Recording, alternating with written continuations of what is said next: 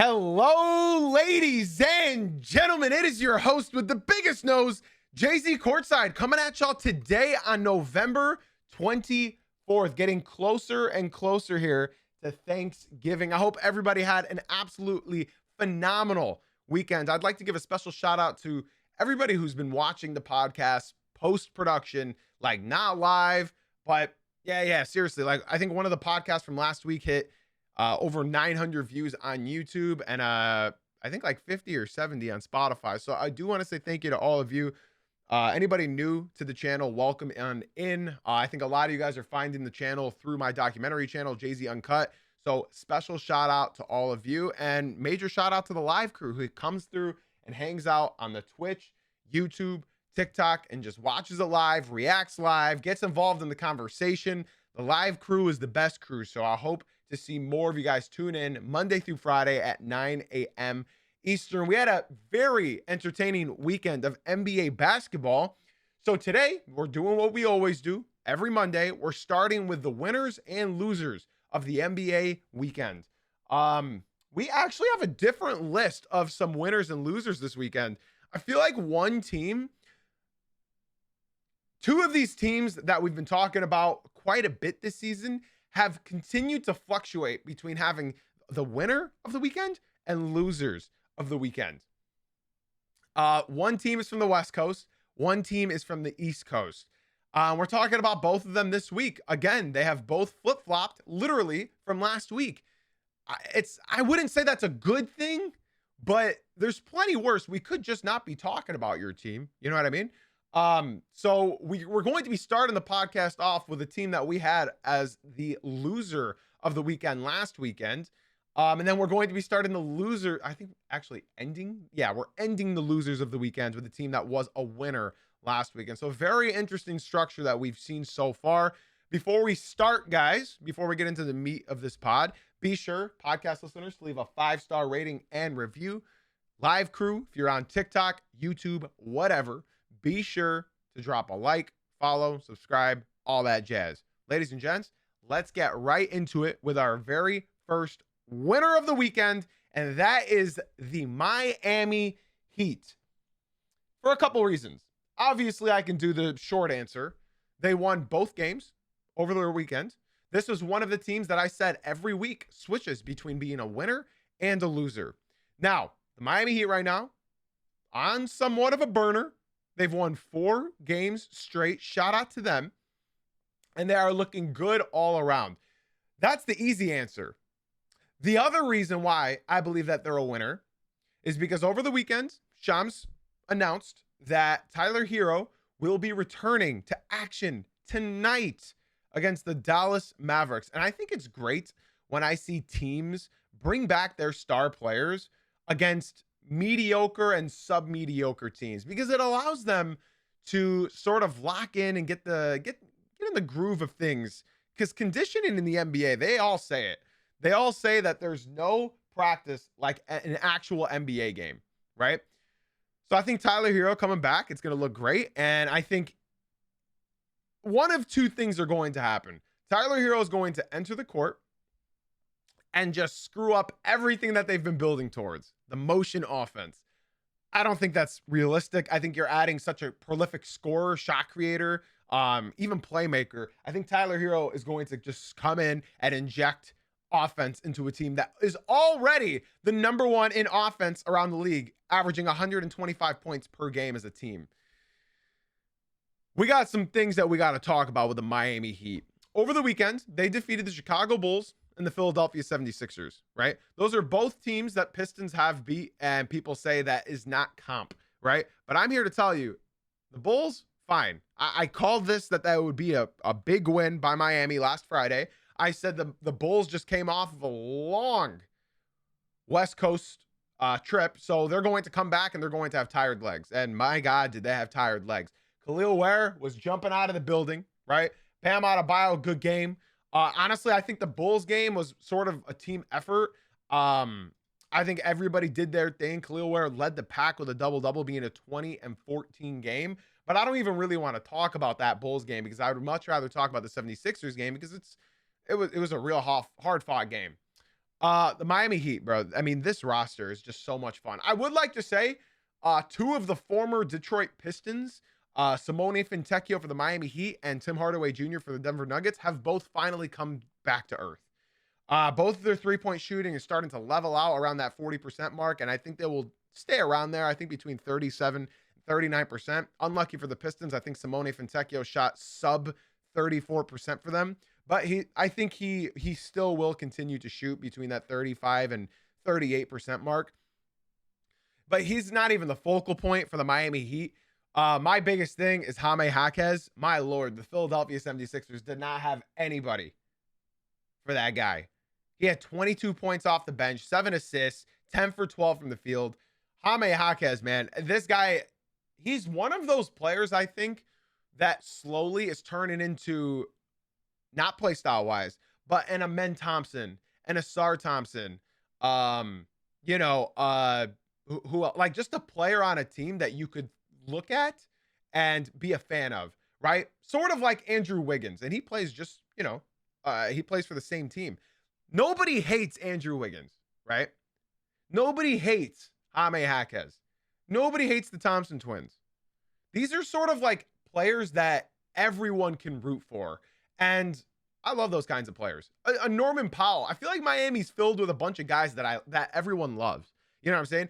And I was fully out on Jaime Jaquez. I've mentioned this if you guys have listened to this episodes before. I've always talked about last season. Jaime Jaquez was not looking good last season. He still can't quite shoot, but when he beelines to the hoop, there's not many people in the league that can actually stop him and contest him.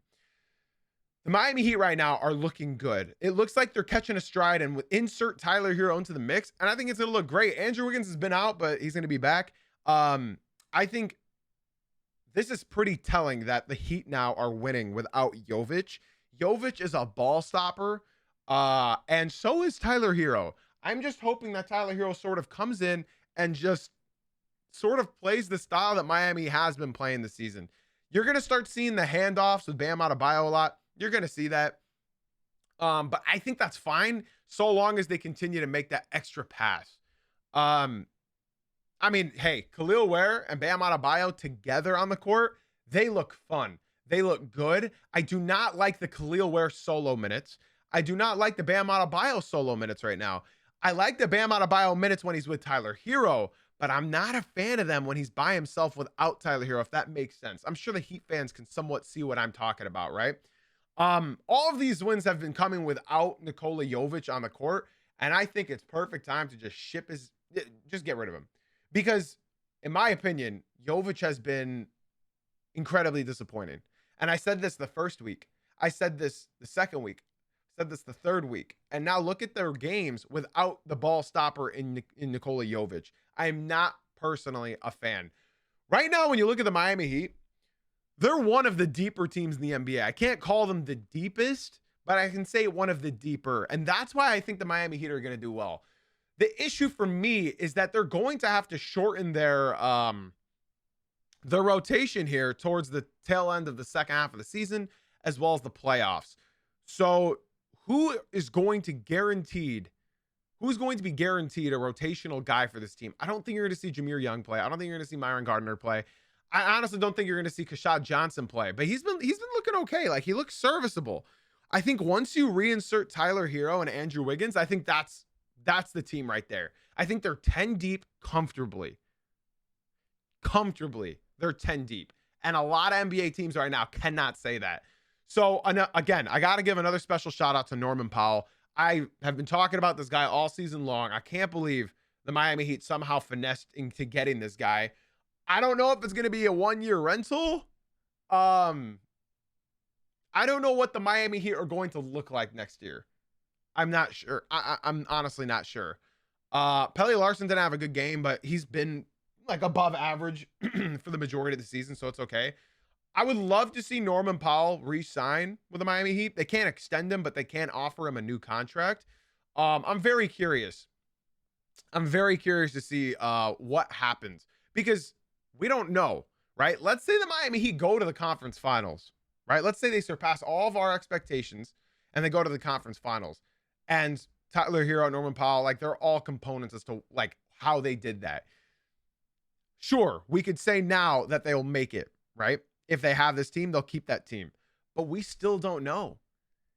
We still don't know if Tyler Hero is going to reinsert himself and all of a sudden be a good team player to this, right?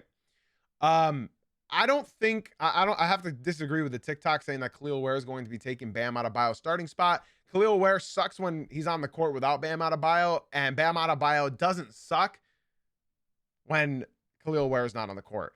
Khalil Ware thrives off of having Bam on the court with him. Okay. So overall, to finish up this conversation with the Miami Heat, I'm going to say this. They are one of the two teams that every week switches between a winner and a loser.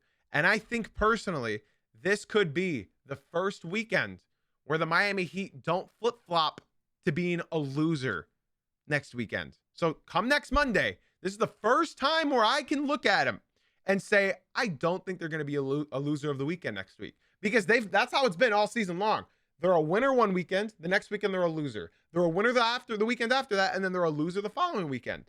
So the schedule for the Miami Heat right now, today they're up against Dallas. That's a win, right? Wednesday they're up against Milwaukee. That's a win, depending on whether or not Giannis is playing. And then Saturday they have the Detroit Pistons. I believe that's at home. Yeah, that's in Miami against the Detroit Pistons, right? So when you look at that, I think that's a real test for both teams. I think the way Miami plays is really, really tough, especially against a team like Detroit. And I think the way that Detroit plays could take major advantage of how the Miami Heat play. They're both good at different things, right? Miami's good at just spamming that ball through the net. And I also don't think that they have anybody that could truly stop Detroit from getting into the paint. So I think it should be a good game this Saturday. My future in-laws are here over the weekend, so I'm going to try my hardest to watch that game. But yeah, that's the Miami Heat could potentially not be losers of the weekend next week. I think Tyler Hero will probably come off the bench tonight unless his ego just doesn't allow him to. I don't think Tyler Hero should play more than 22, 23 minutes, especially if they're blowing out the Mavericks, but we'll see. That's why I have the Miami Heat, the number one winner of the weekend. Guys, let's move on to our next team, the team that the Miami Heat are playing this weekend, and that is the Detroit Pistons. The Detroit Pistons. They only had one game over the weekend, but you have to understand why they're the winner, and that's quite frankly because they have the longest winning streak in the NBA right now. So every win that they get, they are going to be a winner. The same team that lost 28 games in a row 2 years ago are now on a 12-game winning streak. The last time that they went on a 12-game winning streak was in 2004. The time before that was in 1990. Do you sense any like pattern there? They're both times the Pistons won it all. So with the Pistons, is that manifestation? Because the last time they won 12, that was in 04 when they won. Before that was 90. They won. 13 is the all-time record for Pistons wins in a row in their entire franchise. They've done it multiple times, but 13 is the most amount of wins in a row for the Pistons. And they play tonight in Indiana. And then I believe Wednesday, who do they play on Wednesday? For some reason, my thing is not working. So the Pistons play, my apologies. They play in Indiana tonight. Realistically should be a win, but they're terrifying. And then this Wednesday, they play on ESPN against the Boston Celtics. And then, I didn't even realize this. The Pistons play the Orlando Magic on Friday, and then on Saturday, they play the Miami Heat. Oh, that's hella unfortunate. Wow, that's a tough schedule. That's 4 games in, 6 nights? Oh, that's tough. Yeah, I think the win streak is going to end at some point this week for the Detroit Pistons, unfortunately. They have 4 games this week. Pacers tonight.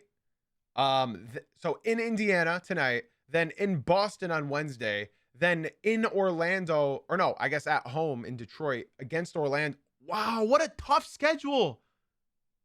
I think if the Pacers, Celtics, or Magic don't end the win streak, I think it's pretty much guaranteed that Miami will end the Pistons win streak on their back-to-back. They got to fly into Miami in the middle of the night on a back-to-back. That's tough. That's tough. I didn't realize that. I'm not that excited for that game now. I didn't know that was on the second leg of a back-to-back. That's unfortunate. So it looks like they could end the win streak, and there's not much shit I could say about that. On the second leg of a back-to-back, they got to travel. They'll land there at 1, 2 a.m., 3 a.m. That's unfortunate. But to still be in a position like that, I think it's still incredible, and it speaks volumes to the team. The Pistons are 14-2. They are 2.5 games above the second seed, and we shall see. Wow, the Heat will have 2 full days of rest. Unfortunately, I gotta say that sucks. Yeah, that sucks for Pistons fans. The Miami Heat are going to have 2 days off before that game. Yeah, they're gonna have 3 days. No, they don't. They play Wednesday, and then they don't play until Saturday. Wow. So, okay, realistically, Miami should run Detroit out of the gym that game, but we'll see. Detroit, they won the back-to-back when they landed in Atlanta. They won that game this week. They played Monday against the Pacers, and then they had to fly down to Atlanta. So, who knows? I guess we'll find out. That's a major disadvantage for the Pistons, though. Just to bring up, yeah, that's a major disadvantage. Landing in Miami. Listen, I'm going to root for my team nonetheless, but that's a major disadvantage. The Heat have 3 days off. I guess 3 days between that game and that game. Yeah, that's great information to have, Mr. Miami. So thank you for that in the TikTok chat. Okay, so the Pistons, winner of the weekend. I want to say how they won this game, right? We all understand that the Pistons have a top defense in the NBA. Here's the thing about the Detroit Pistons. They score the most points in the paint in the entire NBA. They also allow the least amount of points in the paint across the entire NBA. The Pistons did not play last night, but they played 2 nights ago in Milwaukee, and they dominated. They were up by, I think, like 28 at one point. The thing about the Pistons right now is something that a lot of the casuals just don't know. And let me explain to what the Pistons right now are doing. So obviously everybody for the Pistons played well in the last outing, but they did just get Jaden Ivey and Tobias Harris back. Jaden Ivey has not played an NBA game in 326 days. January 1st was the last time Jaden Ivey has played an NBA game. He came in off the bench, only played 15 minutes, but he had 10 points off the bench, 4 for 6 shooting. Tobias Harris hasn't played basketball in over 3 weeks. He came in 18 points, 5 rebounds, 4 assists, 7 for 9 from the field, and he was a plus 25 when he was on the court. Major shout outs to Duncan Robinson. He has come into Detroit and already been one of my favorite players for the team this year. 5 for 6 from deep, 15 points. Ausar Thompson absolutely clamped whoever he was guarding. Ryan Hollins to Kyle Kuzma to whoever the hell else was trying to shoot on Ausar Thompson. He clamped them up all game long. He's finally ramping up his production since he came back from injury. Jalen Duren only had 6 rebounds and 5 assists. I think he was still a little bit hungover from turning 22. They were celebrating in Atlanta, so I think he was a little bit, out there. And then Cade Cunningham, 29 points, 10 assists, 8 rebounds. Could have had a triple-double if you wanted. Efficient night, 3 for 6. It looks like Cade's 3 is back. And then, like I said, off the bench, they played, the Pistons played 13 guys. To feed off of this, the Pistons are still missing Marcus Sasser, right? So Jaden Ivey's back. He's probably going to be starting soon, although he's making it very difficult for me to say Duncan Robinson just automatically come off the bench, because the way Duncan has been playing this year, I don't want anybody else on the court. Duncan is just incredible. But Jaden Ivey is going to come back. He's going to shoot over 40% again from 3 this year. And I think the amount of energy that he's going to bring onto the court will help alongside Cade Cunningham very well. The Pistons played 13 guys, right? And somebody just asked me in the TikTok, are the Pistons the deepest team in the league? No. Nobody's deeper than the Thunder. I'm a Pistons fan, and even I can recognize that nobody is deeper than the Thunder.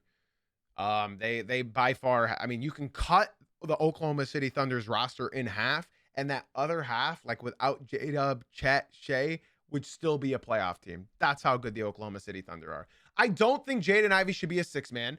Jaden Ivey is a starter. People forget that he shot 41% from three last year. Right? 41% from three, and his finishing is like he can already get to the hoop easily. Right? Easily. Duncan Robinson on the Detroit Pistons right now has looked so different than what I've been used to watching him on the Miami Heat. I feel like Duncan's personality has sort of completely changed. He was such a defensive liability for the Miami Heat after watching them for so long. And all of a sudden, the season started with Duncan Robinson just foul, foul, foul, foul, foul, foul. Duncan Robinson fouled out of 2 games so far in this season. All of a sudden with the Detroit Pistons, the last 2 weeks, Duncan Robinson's defense has been like, normally teams target him. Teams have not been able to target him because the team is helping him. And all of a sudden, Duncan's effort, I think his effort alone has just made me feel so good about him.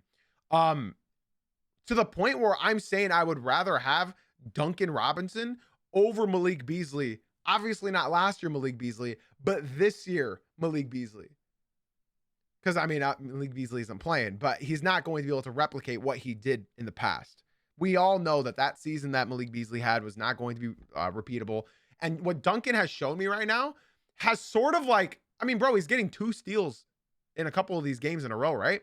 Like, his defense has looked great. His playmaking is great. And alongside Duren, it's an absolute sight to see, man. Because I know how good Bam Adebayo and Duncan Robinson were together. And to see Duncan and Jalen Duren sort of get that connection now, it's beautiful. It's absolutely beautiful. I mean, it all starts with Cade Cunningham, but right now I think that they're the best 1-2 punch in the league. I don't think there's another 1-2 punch quite like Cade Cunningham and Jalen Duren. I think everybody expected it to be De'Aaron Fox and Victor Wembanyama or Shai Gilgeous-Alexander and Chet Holmgren. No, Cade Cunningham and Jalen Duren right now are the best 1-2 punch in the NBA. If this continues, Jalen Duren's going to be an all-star. If this continues, Jalen Duren's going to be an all-NBA. If this continues, Cade Cunningham is going to be first-team all-NBA. Nobody can deny that. Cade over the last 9 games is averaging 32 points, 12 assists, and 10 rebounds over the last 8 games or 9 games, whatever it is. Jalen Duren this season is averaging over 20 points per game, 12 I mean, come on. It's beautiful. Harden and Zubac, I disagree. Zubac has been disappointing this year. I think the best 1-2 punch in the NBA right now is Cade Cunningham and Jalen Duren. Their pick and roll maybe getting stopped a little bit more as far as getting hard blitz to the 3-point line. But yeah, man, I got the Pistons being the second winner of the weekend. They only played 1 game over the weekend, but it was a very dominant win against the Milwaukee Bucks. Jaden Ivey's back. Tobias Harris is back. All of those reasons signal to being the winner of the weekend. Another special shout out to Big Beef Stew in the Paint. Love me some Isaiah Stewart. 3 blocks. He had 2 of them in 1 possession. It's beautiful. It's beautiful. I am such... I'd like to say this for everybody watching in the TikTok. I see there's 75 of y'all in there. Shout out to everybody in the YouTube and TikTok. If you guys would like to talk with me more so that I don't miss any of your comments, be sure to swing on over to the Twitch stream. We record all of these, post them on Apple, Spotify, everywhere. So if you guys would like to come through to the Twitch, the link is in my bio. If you're wondering what the Twitch name is, it's JZ Uncut. The link is in my bio. I'm a huge Heat fan, but first and foremost, I'm a Pistons fan, and I've been a Pistons fan my entire life. So I love giving those team props. If there's a team that I root for in the East other than us, it's the Miami Heat. If there's a team in the West that I root for, it's the Denver Nuggets. I'm a huge fan of basketball, and those teams play the best basketball in my opinion. Now, for our final winner of the weekend, guys, this is going to be a little bit quicker than the last 2. We have the Toronto Raptors. Let's not really talk too much about the weekend itself for the Toronto Raptors because they beat teams that they're really supposed to beat. They crushed the Wizards 140-110, and then they crushed the Brooklyn Nets 119-109. I don't really care about those 2 games. What I care about right now is that the Raptors right now have won 7 in a row. 7 in a row. They're 5th in points scored per game. They're 2nd in assists. They're 4th in field goals made. They're 3rd in field goal percentage. The only team this thing can improve upon is their perimeter defense and their perimeter shooting. They're bottom 10 in the league, right, at perimeter shooting, and they are middle of the pack defensively. But this team is going to look much, much better. So if you look at their schedule, people say that, the schedule's fraud. Let's look at their last 7 games that they won, right? The Brooklyn Nets, worst team in the league. Cleveland Cavaliers, that's a good win. Indiana Pacers, one of the worst teams in the league. Charlotte Hornets, one of the worst teams in the league. They barely beat them as well.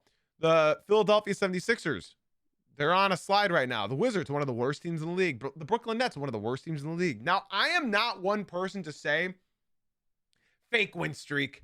It's a fake win streak. I'm not here to say that, right? When you look at their entire schedule, right, they started off horribly. I just want you to look at their schedule real quick and let me know how many playoff teams you see. We're going to count playoff and play-in. So 1, 2, 3, 4, 5, 6. I guess they're not. Wait, hold on. No. We're only at 4 right now. Because they're technically not play-in or playoff. 5, 6, 7, 8. Technically, they have 3 play-ins. So they have 5 playoff teams and 3 play-in teams. And they have won 7 in a row. Now, it's not the easiest schedule, and it's definitely not the hardest schedule. Here's the thing. They're winning their games. And in my opinion, they're doing it by committee right now. Against the Brooklyn Nets, look, all their starters scored double digits. And then the first 3 guys off the bench also scored double digits. They're playing by committee. They're playing together. They're having fun. And I think that's the most important thing about the Toronto Raptors. Just look at this stat line right here, which I loved. I watched a good bit of this game just in the first half. Brandon Ingram, 24 points. RJ Barrett, who is getting 0 plays ran for them. 0 plays ran for them. And he's been one of the best bright spots for this team. 24 points, 8 rebounds, 4 assists. Scotty Barnes is just slowly improving. Montverde is going crazy right now with Cade Cunningham on one side and Scotty Barnes on the other. And then obviously Emmanuel Quickley is starting to wake up. I know a lot of Raptors fans were really pissed off at Emmanuel Quickley's contract, but it's looking somewhat movable. If he continues playing like this, y'all, it's looking movable. Why can't this team move Emmanuel Quickley if they just continue to play through him a little bit? He's playing well. And then shout out Mamu. I love Mamu off the bench. I wanted Mamu for the Pistons bench. He's playing incredibly well. Came from the Spurs. He's a really, really, really good shooter, good hustle guy. He's just a great addition to the Toronto Raptors. I like the roster for the Toronto Raptors. Whether or not they're going to continue staying in the 2nd seed, I think I'd like to lock them in for a playoff spot. I mean, they're fun to watch. If you guys haven't watched the Toronto Raptors, I highly recommend y'all tune in to at least a game. They played a night against Cleveland. That's a good game. That's a good game, right? Okay, now, I'd like to say again, for anybody watching on YouTube or TikTok, be sure to swing on into the Twitch so you can get more involved in the conversation that we have on stream. Jay-Z Uncut on Twitch. The link is in the bio, guys. The link is in the bio. All right, now we're going to move on to our losers of the weekend. Now, these teams, they may not have actually lost their games over the weekend, but they received news, or they did lose, or both, right? At number 1, I would like to start, again, podcast listeners, be sure to leave a 5-star rating and review. If you guys are enjoying the stream, be sure to drop a follow, like, come through to the Twitch stream to watch live with us. Be involved in the conversation. Number 1, we have the Denver Nuggets being my number 1 loser of the weekend. And this kind of sucks to even talk about, but as we all know, Christian Braun, their starting shooting guard, has went down with an ankle injury, and he will be reevaluated in 6 weeks. He won't be back until end of January, maybe early February. Christian Braun gets them 12 points a game and a lot of easy buckets. So this is not good. This is not good whatsoever. But it was just announced that Aaron Gordon, in their loss against the Kings, has suffered yet another hamstring injury. Guys, Aaron Gordon is 30 years old. He's a player that relied on his athleticism for his first 10 years into the NBA. Aaron Gordon is shooting 45% from 3. 45% from three, and he just hurt the same hamstring he hurt last year in the playoffs that forced them to lose in 7 against the Oklahoma City Thunder. They are going to be missing over 30 points per game from this team with the losses of Christian Braun and Eric Gordon. That is not good, guys. That is not good at all. And in that same night that the injury happened, they also lost to the Sacramento Kings. We'll talk about them later. Don't you worry. The Denver Nuggets right now, their goal should just be, let's not kill Jokic by the All-Star break. This is scary. We have entered scary hours for the Denver Nuggets. Now, we all know that their team is very strong, very good, and much deeper than it's ever been. But now they're missing 2 starters, and not just 2 starters. They're missing over 30 points per game. Christian Braun gets them so many easy buckets. Aaron Gordon gets them so many easy buckets. He shoots 45% from deep. That is a big, big, big loss for the Nuggets. And obviously they lost to the Kings, which just helps me more as far as making them the loser of the weekend. As I mentioned earlier, Tim Hardaway Jr. and Simone Fontecchio have both come back to earth, right? So this is tough. Jonas Valanciunas has been playing 12 to 15 minutes a game right now for the Denver Nuggets, which has been great for Nikola Jokic. But now, what does this mean for Jokic? Is Jokic all of a sudden going to have to start playing way more than he did before? That's not good, man. That's not good. You need to save this guy for the season. This means more minutes for Spencer Jones. This means more minutes for Peyton Watson. This means more minutes for Hunter Tyson. These are guys that should not be playing nearly as much. Peyton Watson, sure. He's their defensive guy. They put him on the primary ball handlers for all the other teams. But missing Aaron Gordon and missing Christian Braun, you're missing over 30 points per game and a lot of easy buckets lost as well. So now it's going to have to be a real Nikola Jokic, Jamal Murray. Hopefully Cam Johnson uses this time to start locking in. He played his best game of the season yet with 20 points, 5 rebounds, 4 assists, 7 for 11 for the field, and 4 for 7 from deep. I've said it a lot of times, but I got to be honest. Cam Johnson, I know a lot of people have been saying, I can't believe they traded MPJ for Cam Johnson. Look, my MPJ is averaging 24 points per game. Guys, Cam Johnson was not brought in for the regular season. He was brought in for the playoffs. And that's where Cam Johnson's going to thrive. So long as he can just gain that confidence with this new team, start trusting Jokic, start trusting Murray, and just get in your spots and know where to be, this team is going to look so deadly again in the playoffs. This team, I've said it so many times, they have the best odds at beating the Oklahoma City Thunder in the playoffs. There's no other team that I could truthfully see defeat that team.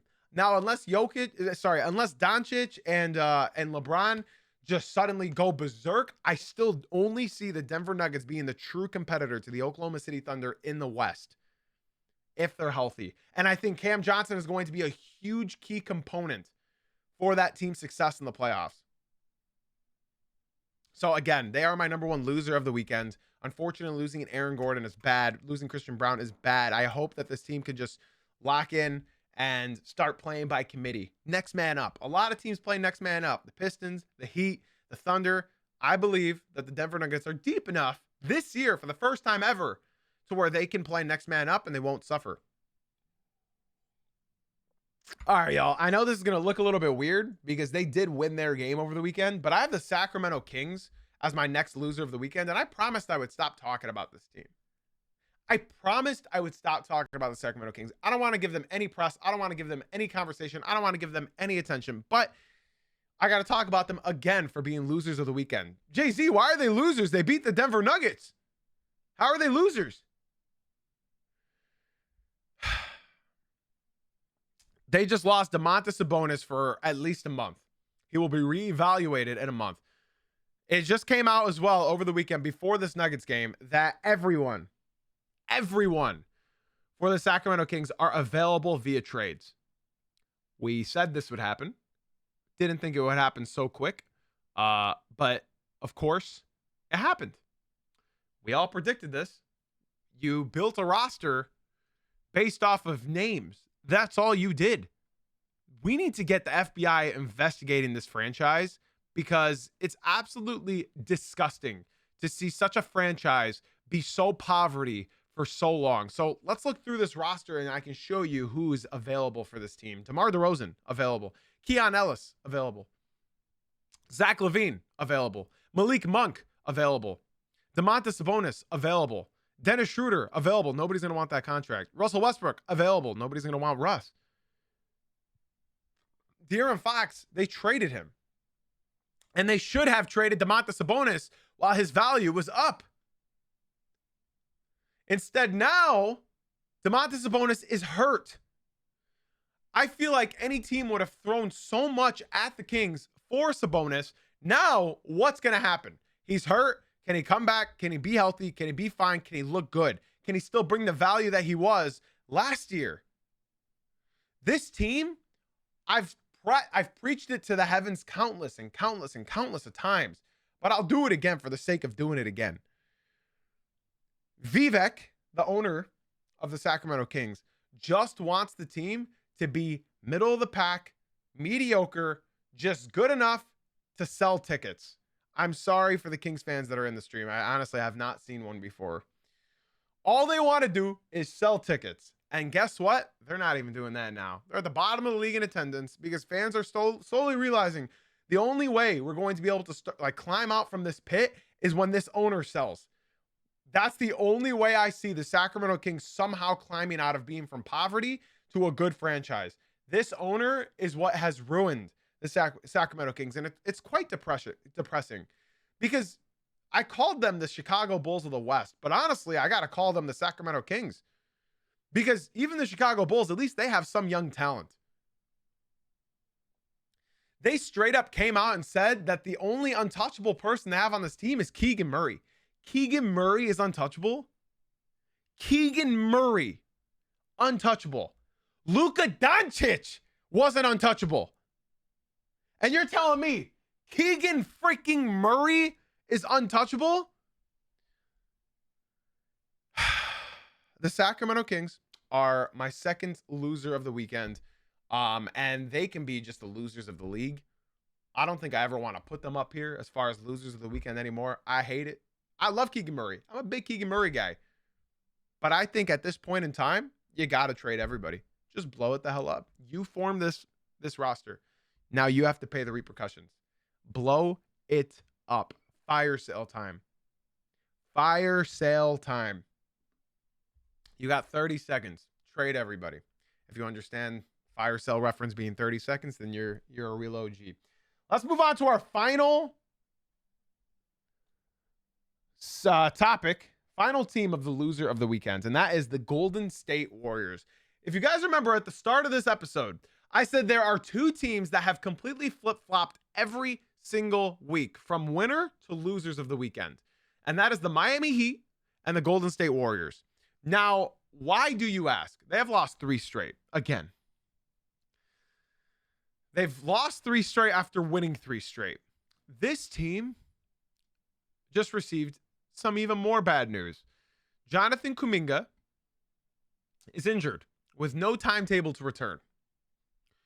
The guy that they wanted to trade, the guy that they didn't want to extend, the guy that they didn't want in Golden State anymore, the guy that's the scapegoat every week, every time something goes wrong, the guy that is undeserving to be a scapegoat, Jonathan Kuminga, is out.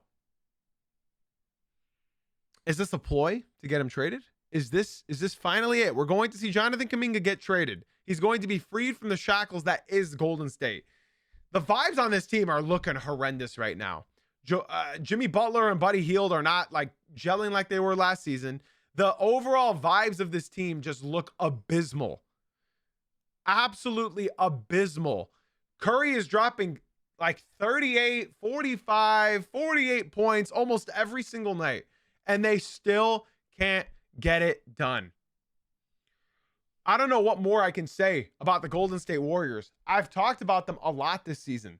They don't look good. They look old. They look slow. They're getting ran off the court 90% of these games. They don't have shooting when shooting is their repertoire. It's their forte.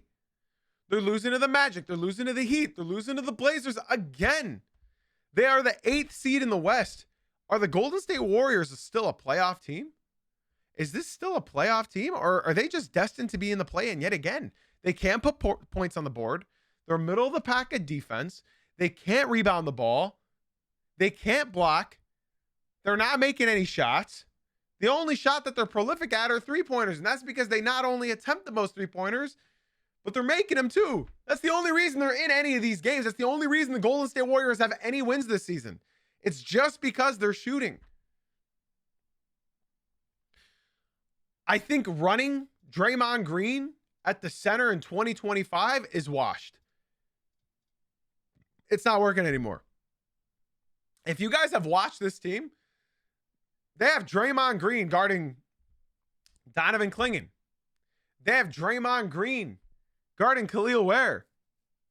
Draymond Green is not a basketball starting center in 2025. That's the sad reality of the Golden State Warriors. And this is how it's going to continue to be for a long time until they decide to get an actual center for the end of Curry's campaign.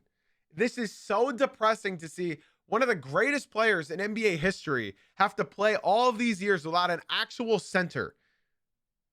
Festus Ezeli, Andrew Bogut, 39-year-old Al Horford, Quinton Post, Draymond Green. Can we get this man a center? I hate it. I truly hate to see a great like Steph Curry have to end his tenure like this. And I got to be honest, Steve Kerr's looked absolutely horrendous. Good call, TikTok. Steve Kerr has looked absolutely disgusting as far as a head coach this season. He's getting outcoached every game. He's getting outcoached. It's not looking good, and I don't like it. They should trade for AD. Oh boy, let's add another. Let's do that. Steve Kerr's looked horrendous this year as far as coaching. I mean, he's just been outcoached from every avenue. From every avenue. I mean, I can name you 10 better coaches this season than Steve Kerr. I love me some Draymond Green, y'all. So for the TikTok telling me keep Draymond out your mouth, I love Draymond Green. He's from Saginaw, Michigan. He's a major Pistons fan. I love Draymond Green. He went to MSU. I love Draymond Green. But as far as being a starting center in the NBA in 2025, there's levels to this. Things need to change. Things need to change. They should have got them a center. They should have gotten them a center. This is depressing as hell. Maybe they can get Zach LaVine for low, but that's not going to help their defense. That's not going to help their rebounding. They need some rebounds, and they're not getting them. So that is why the Golden State Warriors once again have gone from the winner of last weekend to the loser of the weekend this time. Ladies and gents, boys and girls, TikTok, YouTube, if you guys have enjoyed the stream, be sure to swing on into the Twitch stream because that is going to be the end of the podcast. We're still live on Twitch. It's Jay-Z Uncut on Twitch. The link is in my bio, guys. Be sure to drop a follow if you are new. We do these live shows Monday through Friday at 9 a.m. Eastern. Again, drop a follow so that you guys can tune in and day out. We do these morning shows Monday through Friday at 9 a.m. Eastern. We post all of these on YouTube after we're done. That's Jay-Z Courtside on YouTube. It's our podcast channel. We also post them on Spotify and Apple. So if you guys are a podcast listener, be sure to leave a 5-star rating and review. TikTok, YouTube, be sure to drop a follow. Twitch, you guys are the best. Love y'all for hanging out. That's all we got for today, guys. We will be back tomorrow morning at 9 a.m. Eastern. We are having podcasts throughout the holidays as well. I am not going to Michigan for Thanksgiving. Okay, so guys, again, be sure to drop a follow, whatever platform you are listening to. Drop likes, drop follows, drop subs, and be sure to leave a 5-star rating and review on Apple Podcast and Spotify. Appreciate everybody for watching and listening, and we will be back tomorrow morning at 9 a.m. Eastern. Thank you for being here. Thank you for being you. And as always, guys, thank you for watching / listening. Have a blessed day, everyone.